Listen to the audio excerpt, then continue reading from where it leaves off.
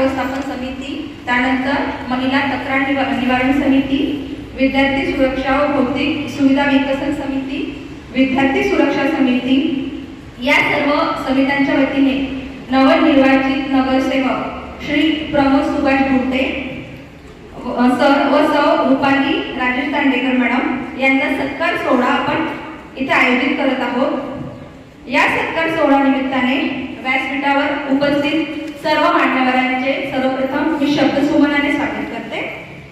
त्यानंतर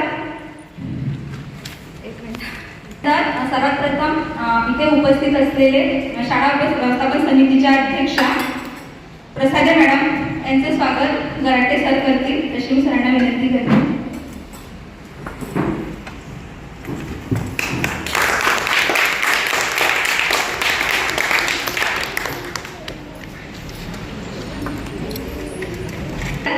दांडेकर मॅडम यांचं स्वागत प्रसाद मॅडम करतील।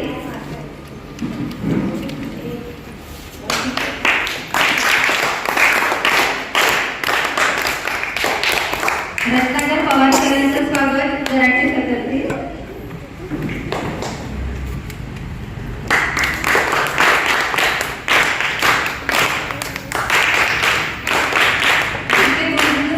गराटे सर करतील।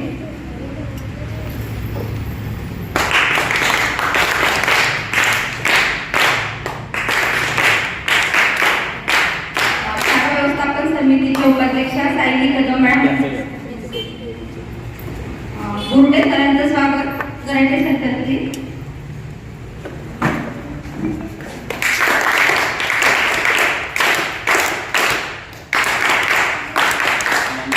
दांडेकर मॅडमचं स्वागत प्रसाद मॅडम करतील।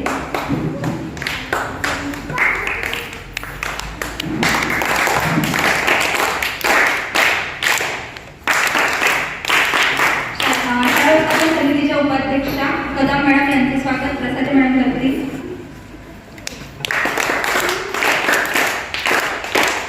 जाधव मॅडमचे स्वागत प्रसाद मॅडम करतील।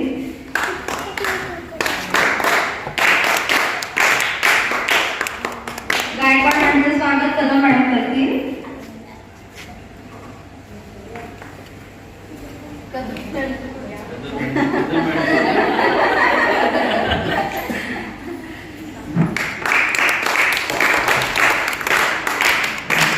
दिवेकर मॅडमचे स्वागत जाधव मॅडम करतील।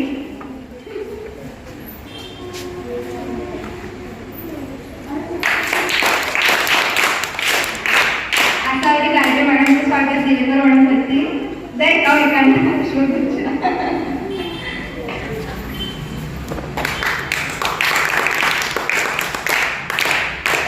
उमासारे मॅडमचे स्वागत दाडे मॅडम करतील।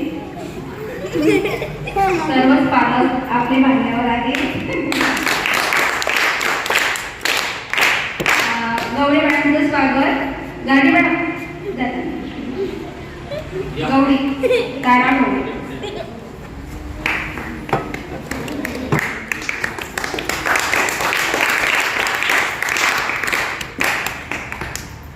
घुडेकर मॅडमचं स्वागत गाडी मॅडम करते।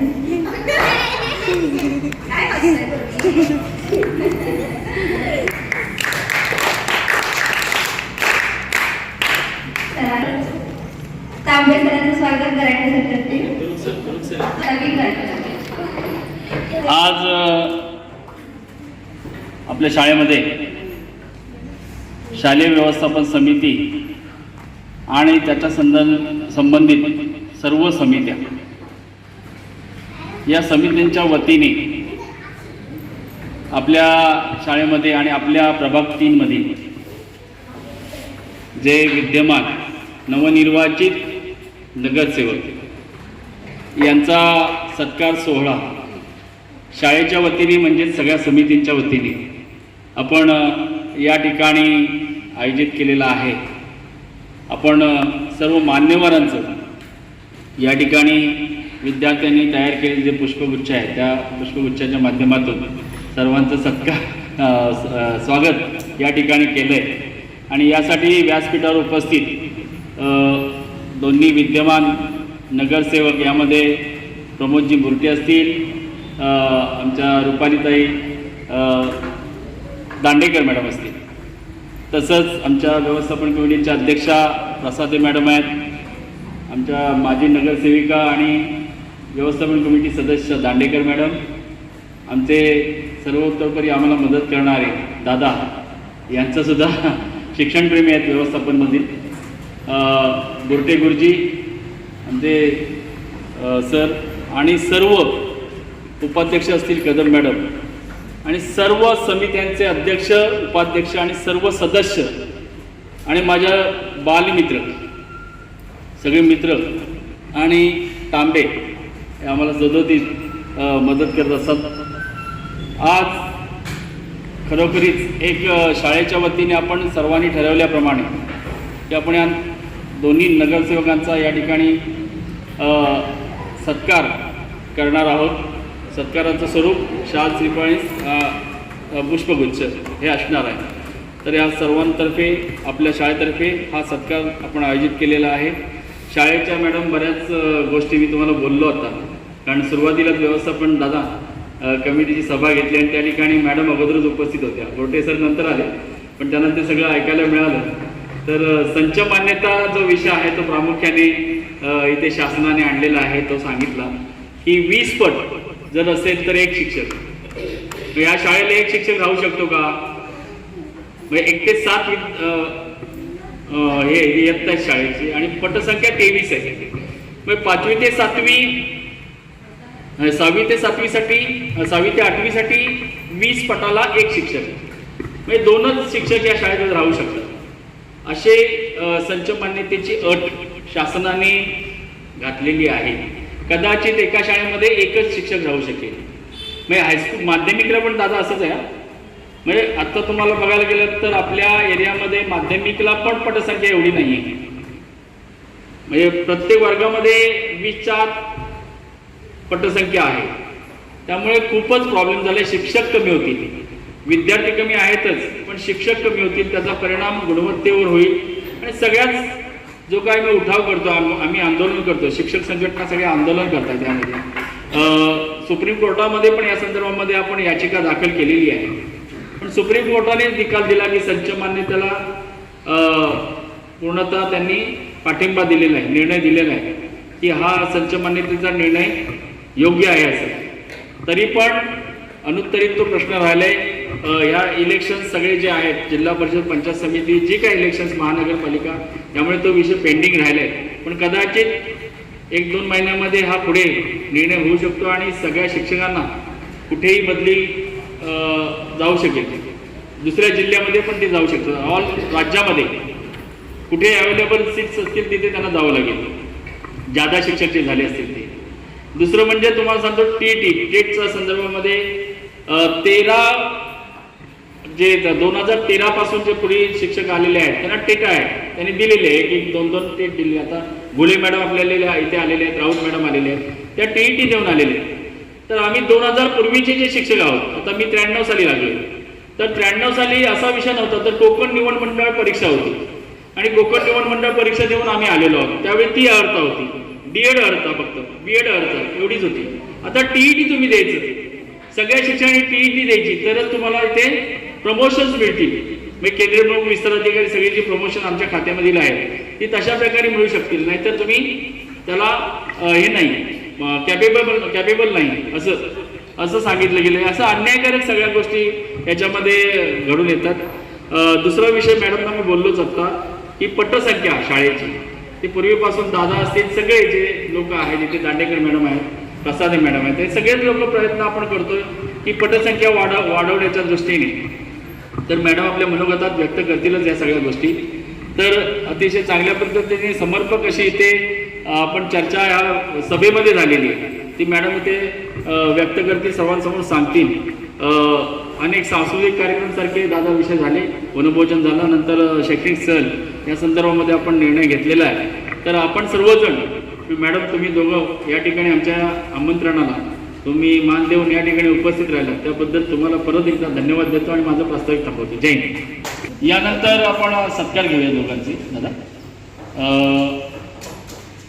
आपल्या प्रभाग क्रमांक 3 मधून नवनिर्वाचित नगरसेवक प्रमोद मान्य श्री प्रमोद सुभाष बोरटे सर हे इथे निवडून आले या प्रभागामध्ये. तर आपल्या शाळेच्या वतीने सर्व समित्यांच्या वतीने त्यांचं सुरुवातीला दादांच्या हस्ते त्यांचे शाल, श्रीफळ आणि पुष्पगुच्छ देऊन त्यांना गौरव.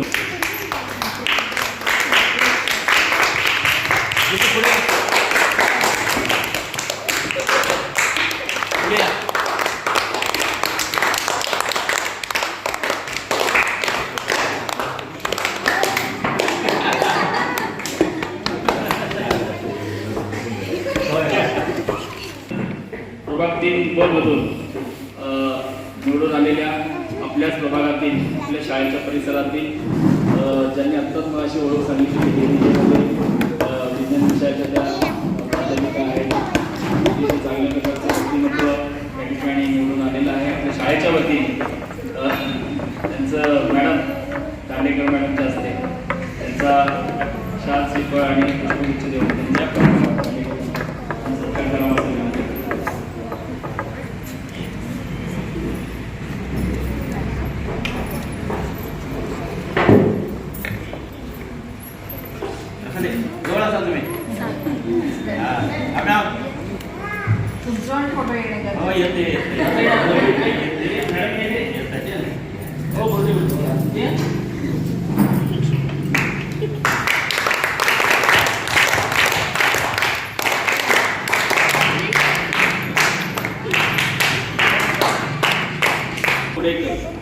हिचा प्रथम क्रमांक आलेला आहे आणि तिला तालुक्यामध्ये तिने हे मिळवलेलं आहे, तालुक्यासाठी प्रवेश मिळवलेला आहे. तर त्या अनन्या गुडेकर लांबुणीमध्ये तिने प्रथम क्रमांक मिळवले आहे. तिचं अभिनंदन करूया पुष्पगुच्छ देऊन.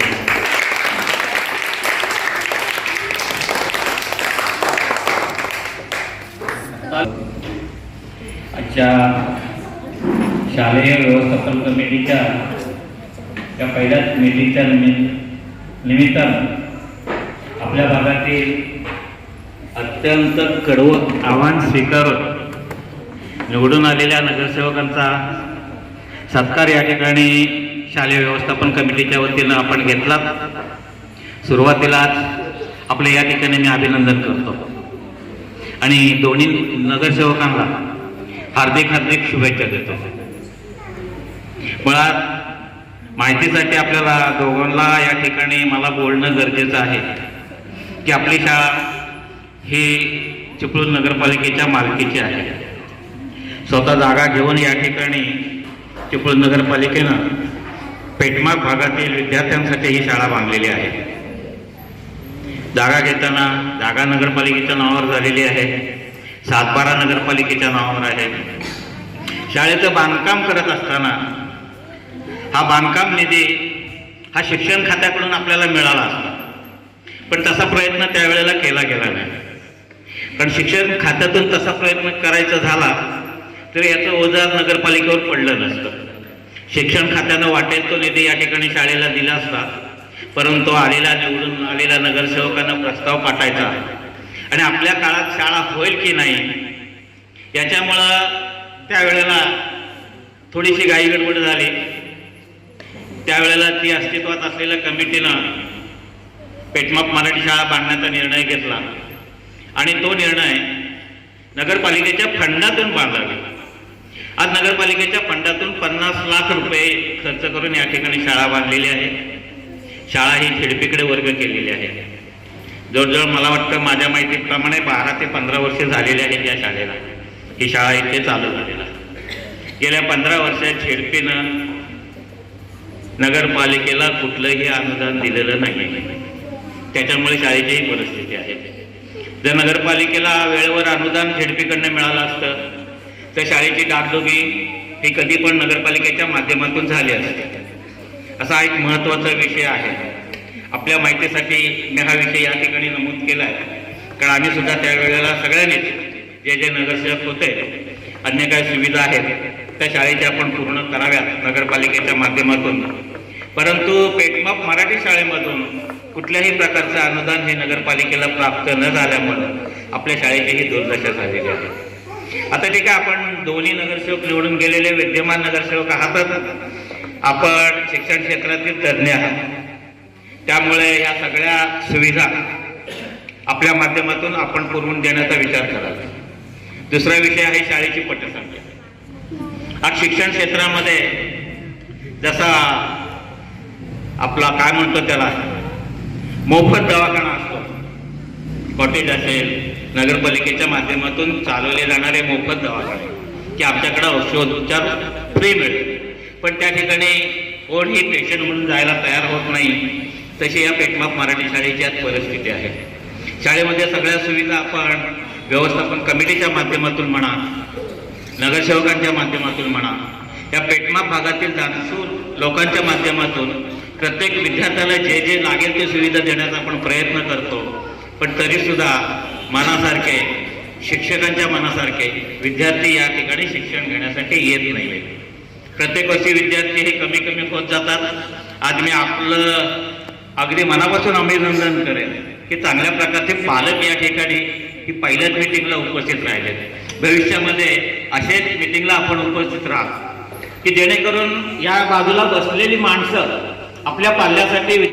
तांबे सर यांनी अतिशय चांगल्या प्रकारे चित्रीकरण केलेलं आहे. त्यांना पण शाळेच्या वतीने धन्यवाद देतो. परत एकदा सगळ्या समिती सदस्यांचे आभार मानतो आणि ही कार्यक्रम संपला असं जाहीर करतो. धन्यवाद.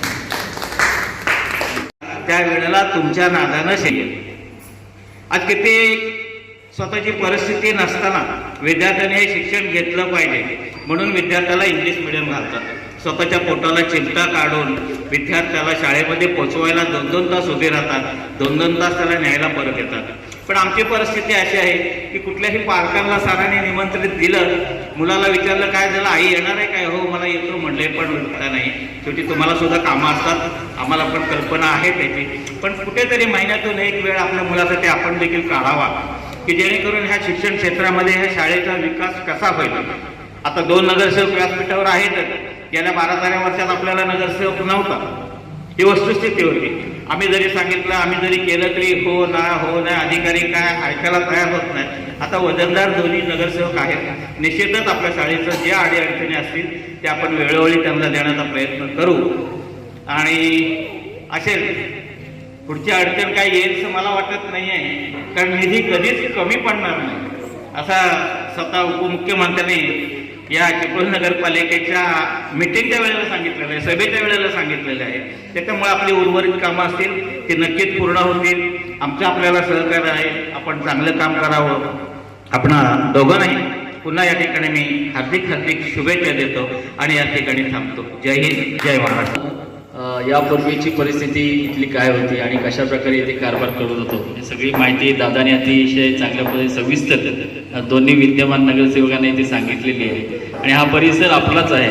जरी पक्ष कुठलाही असू दे, तो इथे शाळेमध्ये पक्ष आपण कधीच मानत नाही. कारण दांडेकर मॅडम आणि दादा यांनी अतिशय चांगल्या प्रकारे 13-14 वर्षामध्ये मॅडम जरी नगरपालिका अस्तित्वात नसेल, म्हणजे नगरपालिका अस्तित्वात म्हणजे जे पदाधिकारी असतील तर सर्व कारभार ह्या दोघांनी अतिशय चांगल्या पद्धतीने आम्हाला सहकार्य या ठिकाणी केलेलं आहे. शिंदे सर असतील, मनोज शिंदे, ह्या तिघांनी मिळून प्रत्येक वेळी शाळेची पटसंख्या असेल, जे काही प्रोग्राम्स असतील ते त्यांना विचारूनच आम्ही सगळे केलेले आहेत. यापुढे आपण दोघेजण आहात त्याच्यामध्ये इन्व्हॉल्व आणि विद्यमान आहात, त्यामुळे अतिशय चांगल्या पद्धतीने आपण या ठिकाणी सर्वांनी मिळून काम कराल अशी आशा आहे. नक्कीच यानंतर दांडेकर मॅडम यांना विनंती करतो की आपण थोडक्यामध्ये आपलं मनोगत व्यक्त करा. प्रथम मी नवनिर्वाचित दोन्ही नगरसेवकांना त्यांना प्रथम मी त्यांचे स्वागत करते. आज जो आपण स्वागत त्या दोन्ही नगरसेवकांना आपण शुभेच्छा देण्यासाठी हा कार्यक्रम नियोजित केलेला आहे. त्याच परीने आता आमचे दादा यांनी जी माहिती सांगितली, तर प्रमोद तुझ्यासाठी मी यावेळी दोघांनाही विनंती करतो की आम्ही पण त्याच्या परीने भरपूर पटसंख्या वाढवण्याच्या दृष्टीने खूप आम्ही म्हणजे हालचाल केली, पण तेवढी पाहिजे तेवढी काय आपली पटसंख्या वाढत नाही. तर त्याच्यावर आता तुम्ही जास्त फोकस करून आपली शाळा कशी या पेठमाप परिसरात उच्च दर्जाची होईल आणि त्यातूनही मुलांची पटसंख्या कशी वाढेल त्या परीने तुम्ही लक्ष द्याल याची मी अपेक्षा बाळगतेच. आणि त्याच परीने आपली ही वास्तू नगरपालिकेची असली तरी पण त्यांचं म्हणजे प्रत्येक वेळेला आपण त्याच्यावर आवाज उठवलेला असताना सुद्धा की आज जिल्हा परिषद यांच्याकडून जे काही रक्कम येणं आहे नगरपालिकेला ते अद्याप मिळाले नसल्यामुळे या इमारतीची अवस्था अशी आहे. तर त्याच्या परीने आता जेवढं आम्ही करायचं तेवढं केलेलं आहे, परंतु आता याच्या पुढे ही धुरा तुमच्या हाती आम्ही देत आहोत. तर असंच तुम्ही प्रत्येक वेळी शाळेला सहकार्य कराल अशी मी अपेक्षा बाळगते आणि इथेच थांबते. जय हिंद, जय महाराष्ट्र. प्रमाणे मॅडमनी पण अतिशय चांगल्या पद्धतीने शाळेला या ठिकाणी मदत करीत आहेत आणि अजून करतील पुढे भविष्यामध्ये.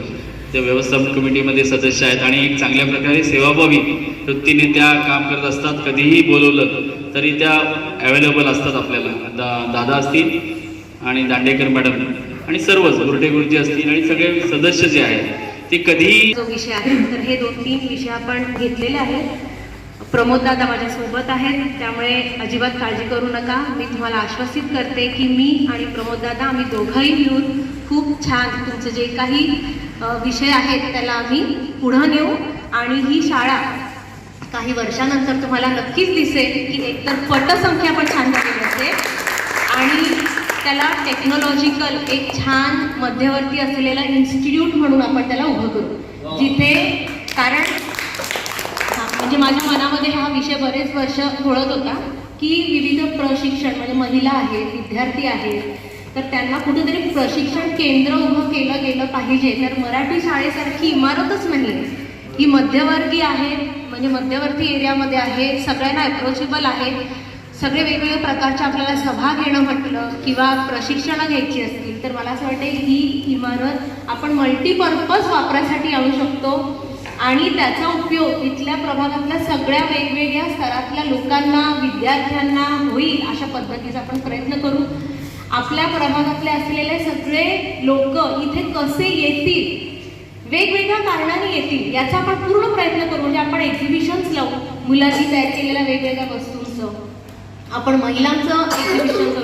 काय होईल की एकदा लोक इथे यायला लागली की मराठी शाळा ही त्यांच्या जीवाभावाची होईल आणि हे ऋणानुबंध एकदा क्रिएट झाले म्हणजे संपन्न झाले की मग लोकांना त्याच्याबद्दल विश्वास, आदर आणि मग आपलं कॉन्ट्रीब्युशन ह्या शाळेसाठी काय होऊ शकतं हे प्रत्येकाच्या परीने ते तयार होईल.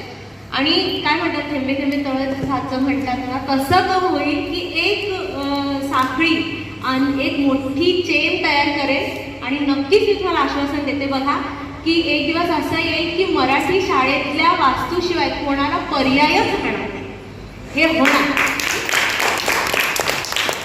तर पुन्हा एकदा मी कराटे सरांची आभारी आहे. सगळेच इथे मान्यवर, तुम्ही मला खूप प्रेमाने इथे बोलवलं आणि सगळे पालक आपण सगळ्यांनी एकत्र मिळून ह्या शाळेला जो काही प्रयत्न करता येईल तो आपण सगळ्यांनी मिळून करू.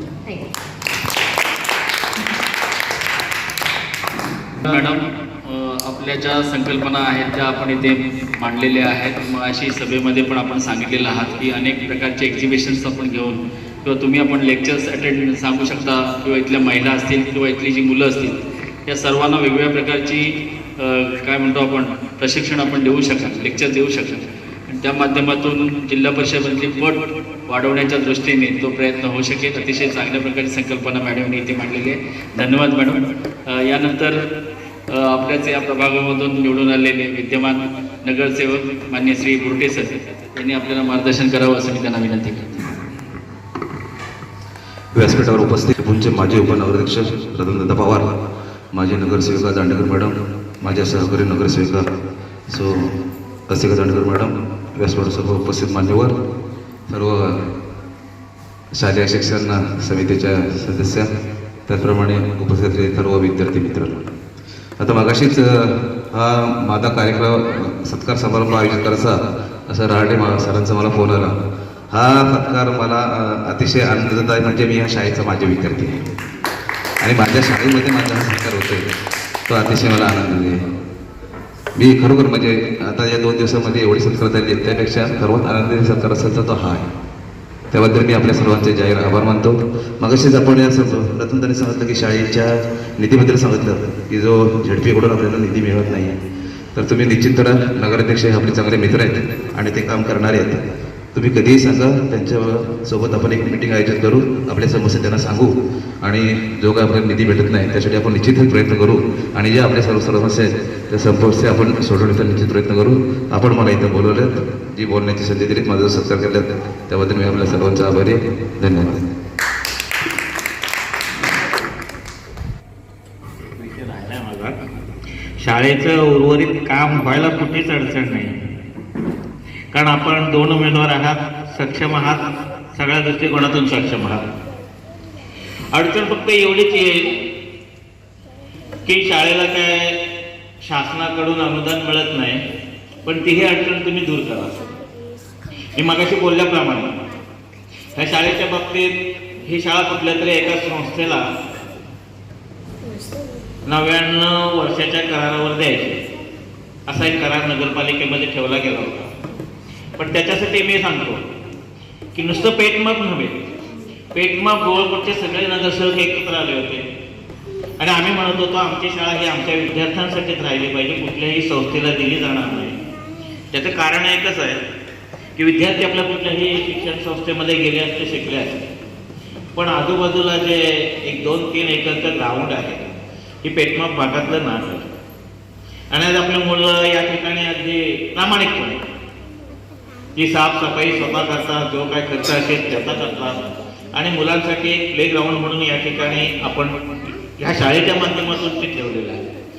अशा प्रकारचं काम करत असताना पेटमाप गोळकोटचे नगरसेवक तुम्ही सगळे प्रत्येक वेळेला एकत्र असावे. मग ते गोळकोटचं काम असू दे, मग ते पेटमाप भागातलं असू दे.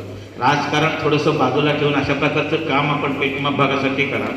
दुसरा एक विषय या ठिकाणी बोलायचा राहिला आहे की आपत्ती व्यवस्थापन माध्यमातून या ठिकाणी मला वाटतं 2-3 कुटुंब गेले 15 वर्ष आहेत आणि ते बेघर आहेत. बेघर म्हणण्यापेक्षा शासनाची चांगली इमारत, मग लाईट लावून, TV लावून, सगळ्या माध्यमाचा वापर करून त्यांना या ठिकाणी वापरायला मिळतंय आणि ह्याचा शाळेतल्या विद्यार्थ्यांना बराचसा त्रास होतो. आम्ही प्रत्येक वेळेला हा आवाज उठवलेला आहे, वेळेला शाळा आम्ही रस्त्यावर चालू करू म्हणून सांगितलेलं होतं, पण तशा प्रकारचा आमच्या पाठीशी कोणीही नेता नसल्यामुळे, आमच्या पाठीशी आम्ही नगरसेवक म्हणून नसल्यामुळं तशा प्रकारचा प्रश्न आमच्याकडनं काय तो मंजूर झालेला नाही की आलेले पाहुणे हे साधारण 6 महिन्यावर त्यांच्या घरी कसे जातील एवढी महत्त्वाची व्यवस्था आज तुम्हाला करायची आहे. शाळेचा विकास होईल, अडचणीचं नाही आहे, पण हे पाहुणे स्वतःची आमची इमारत अशा पद्धतीने या ठिकाणी दादागिरी करून राहतात, त्यांना बाहेर काढायचं काम समजूतदारपणानं शासनानं कुठेतरी त्यांची व्यवस्था करावं. एकतर शाळा तरी ठेवावी, नाही तर आणखीन 4 पाहुणे आणून या ठिकाणी ठेवावी आणि पेटमाप मराठी शाळा बंद करावी. अशा प्रकारचा प्रस्ताव आपण या ठिकाणी पाठवून द्या आणि त्या अधिकाऱ्यांना जाब विचारा की जेणेकरून शाळा त्यांची आहे ती चालू राहिली पाहिजे. हे जे काय आहे त्याची व्यवस्था कुठेतरी करा, पण आमच्या मराठी शाळेतून बाहेर काढा. आज आम्ही गेले 10-12 वर्ष या ठिकाणी पटसंख्या वाढत नाही, त्याला सुद्धा एक कारण आहे, त्याला सुद्धा एक कारण आहे की प्रत्येक वेळेला ती साफसफाई आमच्या विद्यार्थ्यांनी, आमच्या शिक्षकांनी करायची. आज टॉयलेट बाथरूम आहेत त्यांचे, सगळं एकत्र आहेत, त्यांचा वापर होतोय. लाईट बिलचा सुद्धा तोच विषय आहे. हे आरामात दिवसभर TV पंखे लावून बसलेले असतात, पण लाईट बिलचा हिस्सा सुद्धा आमच्या शिक्षकांच्या माध्यमातून भरावा. हा एक महत्त्वाचा विषय माझा या ठिकाणी राहिला होता. ही कामं तुम्ही आपण प्रामुख्याने करा. ज्या ज्या वेळेला आमची गरज लागेल तेव्हा प्रामुख्याने आम्ही तुमच्याबरोबर असू, अशी या ठिकाणी पुन्हा एकदा सदिच्छा व्यक्त करतो आणि थांबतोय.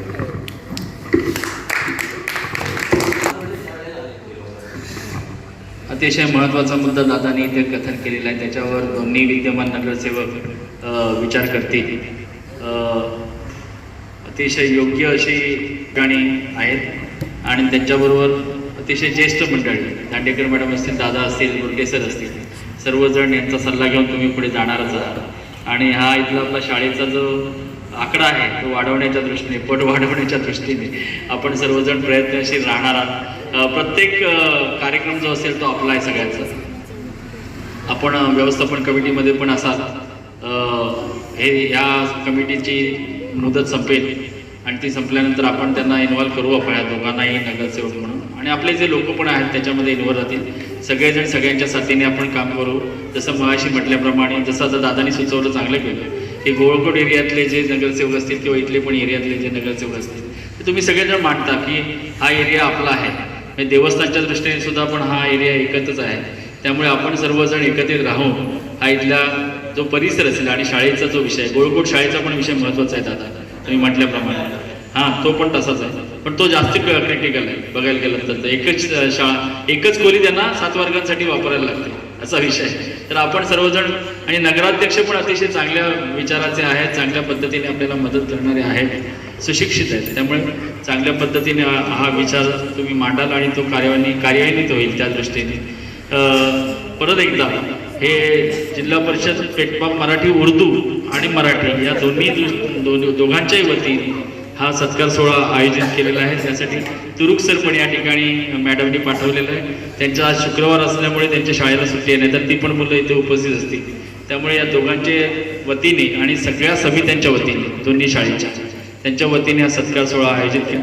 आपण सर्व दोघंही या कार्यक्रमाला आवर्जून उपस्थित राहिलात, आमच्या निमंत्रणाला मान देऊन उपस्थित राहिलात त्याबद्दल.